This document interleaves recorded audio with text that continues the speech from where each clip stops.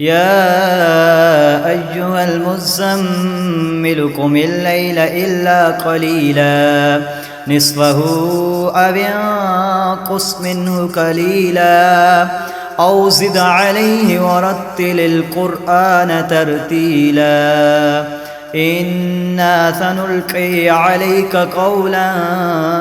ثقيلا إن ناشئة الليل هي أشد وطئا وأقوم قيلا إن لك في النهار سبحا طويلا واذكر اسم ربك وتبتل إليه تبتيلا رب المشرق والمغرب لا إله إلا هو فاتخذه وكيلا واصبر على ما يقولون واهجرهم هجرا جميلا وذرني والمكذبين أولي النعمة ومهلهم قليلا إن لدينا أنقالا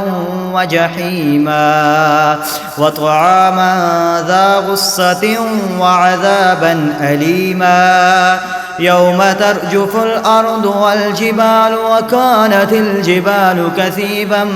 مهيلا إنا أرسلنا إليكم رسولا شاهدا عليكم كما أرسلنا إلى فرعون رسولا فعصى فرعون الرسول فأخذناه أخذا وبيلا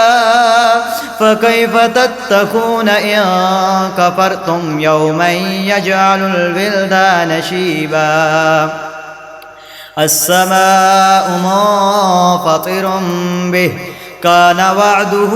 مفعولا إن هذه تذكرة فمن شاء اتخذ إلى ربه سبيلا إن ربك يعلم أنك تقوم أدنى من ثلثي الليل ونصفه وثلثه وطائفة من الذين معك والله يقدر الليل والنهار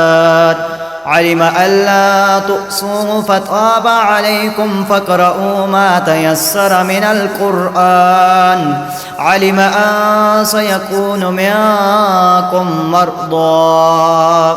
وآخرون يضربون في الأرض يبتغون من فضل الله وآخرون يقاتلون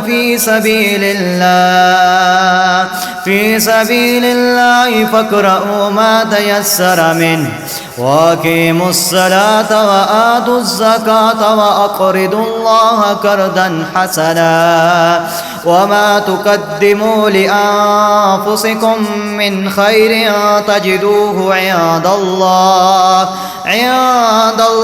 هو خيرا وأعظم أجرا واستغفروا الله إن الله غفور رحيم.